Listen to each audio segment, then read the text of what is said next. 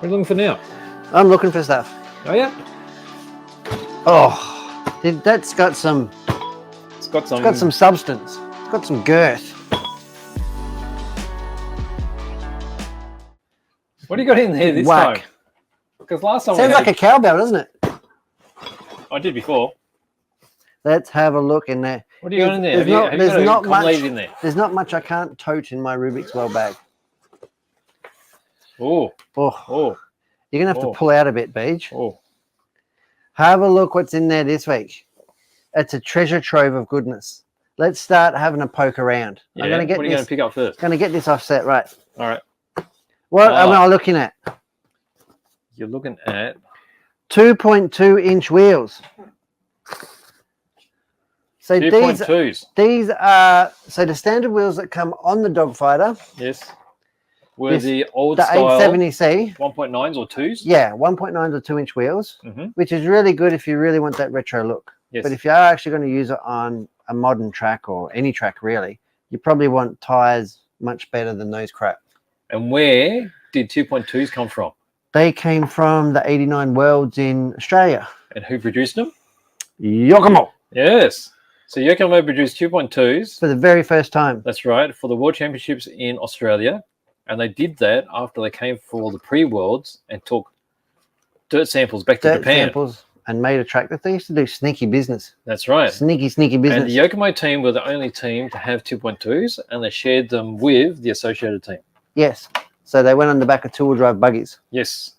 Didn't they? They did. So these are 2.2-inch wheels from YOKOMO, and these will take modern tires. So the 870C, the Super Dogfighter, can now, and it also gives a better ride height. Yes. Or will perform much better. Now, two things to note. One, the wheel has got no vent holes in it. Right. Like the 2-inch wheel, so you probably need to put some. Yeah. And I always vent the tires anyway. Well, that's going back to the original ones. They never had holes in them. That's right. So you put some holes. I even enlarge in there. So this is their current buggy wheel. Yep. So what do? You make them bigger? Yeah, I usually put make it a little bit bigger just with the body reamer. Yep. And I also put holes in the tires. Very cool. So 2.2-inch wheels.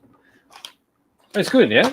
So you can actually put some really tires. good racing tires on your And I'm hoping car. to go testing this weekend, Beej. I'm hoping that the weather gods play nice and we can do some testing. What have we got here? Something else that I really like in the YOKOMO shipment is a 3D printed bumper bar for the on-road touring car platform. So whether it's a RS 1.0, BD 9, BD 10, 11, 12, and of course the all new MS 1.0.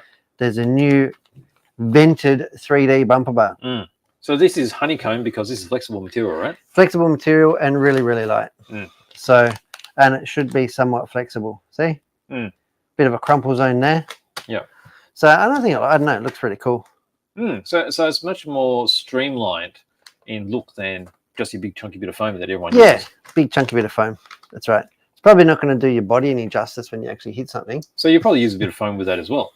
This just gives you a bit more substance. I don't know. I'm not one of the cool kids. The cool kids know what's up. Oh, really? But these have been flying out the door. Right. 25 of these sold in about 2 hours. So that was really cool. Yeah. What else you got? What is this thing? This is a spring roll. It looks a lot like a spring roll. It's really nice. Right. Now, when we go racing, Beej, we have to use something called a lipo bag. Right. It saves us from burning everything on fire if our lipo catches on fire. That's right. Because even though lipos are generally pretty safe, when they go off, they're pretty spectacular when they go off. Very spectacular. So the bag helps contain the fire. And most clubs do have a rule that stipulates whether it's indoor or outdoor that you use a lipo bag. Yes. Yeah, just for insurance purposes and all the rest of it. So YOKOMO have in fact made their own. So that's really cool. And I'm demonstrating this with a big banger. Big banger, 9000. Look at that. That's a 4S 9000 in there. And I would dare say that you could put 2 shorties in there for off-road. Yeah, back to back them, and you have your leads coming out, and that will look really nice on your pit bench. And looking fast is half the battle, isn't it? That's right. Half the battle, Beej. Half, if not more. No? Looking fast. 2/3. 2/3. 2/3. Lucky that thing's padded. Well, that's what she said. Here we go. What are you doing now? I'm putting it back in because I feel that you've brought me down a level and I don't like it. You just did that all by yourself. Are you going to whack me with it now? All loaded up. Oh, wampa with the brick in it. Oh, what do you got there? I got something even better. What's that? Well, I don't know. It's better. Oh, is that the cowbell? That's a cowbell. Potentially not a cowbell.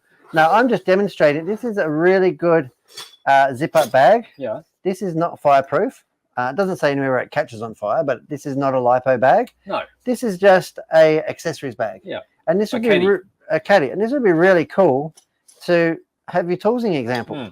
So you can see here I've got it well loaded. You can fit a load of stuff. Yeah. You could even keep chargers in there or that sort of stuff. But it's really cool on your pit bench. Quite deep.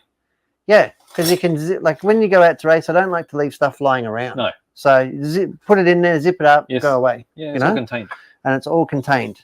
And it won't blow away or anything. This sort of thing is good if you're just going up the track for a practice and you don't want to take all your tools with you. That's right. You just put up a basic set of tools. You whack it in the multi-bag. That's it. And they're all in one spot. That's right. So you lose them all at once rather than gradually. Yeah, that's right. That's right. So I've got some of ARROWMAX's finest tools in there. Look at that. I even got my bearing tool. I love that bearing tool. Use that tool. My two favourite camber gauges, 8 scale and off-road and 10 scale. Nobody can see you. You're being silly. You're just being silly, Beach. What do you mean? It's not a chocolate bar. It's a droop block. Is it? Yeah. You sure about that? It's for measuring droopage. What? I need one of those. You put your, it's really for off-road.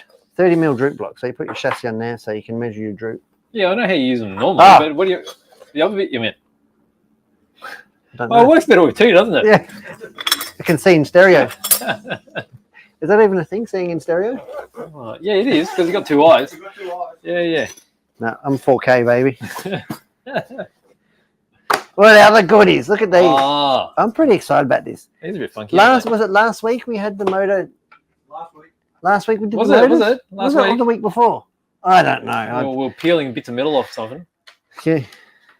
How good was that? Oh, good fun. So we had a walk down memory lane. All right, what do you got here? One of these is open. Which one? Oh. Look at this, LRP. Now, you know that we do LRP electronics. Let's have a look-see. Let's have a look-see. We've had a good little shipment. I actually got some new Flow XP controllers in too.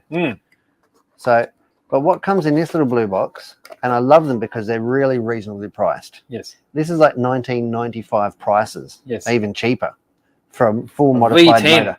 So it's a V10 Spec 6. So I know that brush motors aren't really a thing, but you know we love, particularly in Victoria and Australia somewhat, we've got a really strong vintage scene. So this particular motor here is a 10 double. And they're nice and hot, being a 10 double.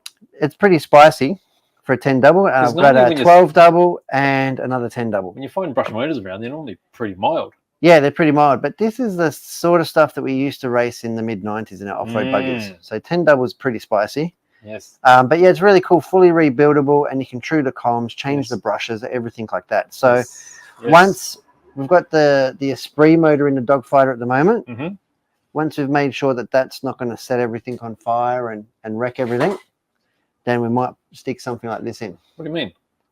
Mod. There could be fire and brimstone. Oh, who knows? Hey, yeah, what are you doing with that? So what? You can actually spin these motors up. Yeah. The brushless motors, you sort of need a speed controller because they're 3-phase. Yeah. This one, you just need a battery. Yeah. Don't short those two biddies. Why not? Because why don't you try and we'll find out. That's what Talk about fire and brimstone. We'll get the lipo to go pop on the screen. Oh, that'll be interesting. Wouldn't it? Overhead camera. Wouldn't it? Yeah. Oh, Smokey Sue. Have a listen to the noise it's going to make. And this is really cool because you used to hear this all over the racetrack when people were testing or betting in brushes. Wow. It's got a few RPMs. It has. And that is a spicy DC motor. 10 double. So that's I know going to that have there like was 40,000 revs, isn't it? Yeah, potentially more. Probably you know, by brushless standards, it's not going to be fast. Mm. You know, I think the motors back in the day on the dynos used to push out, I want to say like 150, maybe 200 watts. The motors we've got now are capable, far more capable than that. But yeah, I'm looking forward to getting it in. So watch this space as we get these in. But these are in stock and ready to go. And they're really reasonably priced.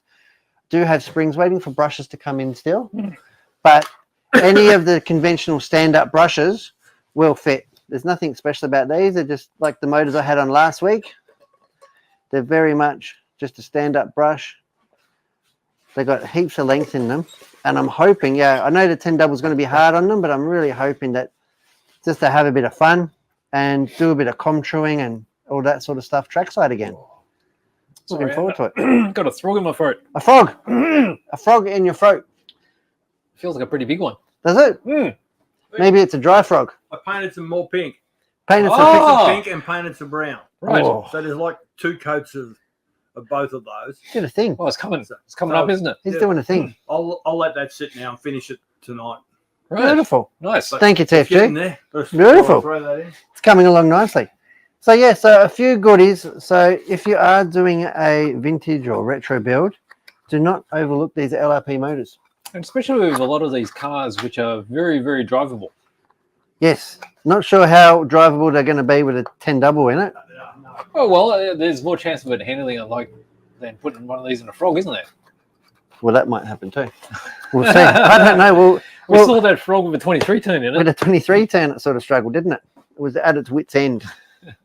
So these ones here are sealed, but yeah, got 12 doubles, 10 doubles, and I think 14s. Mm. So really Nice. popular wines for 80s and 90s model cars. Yes.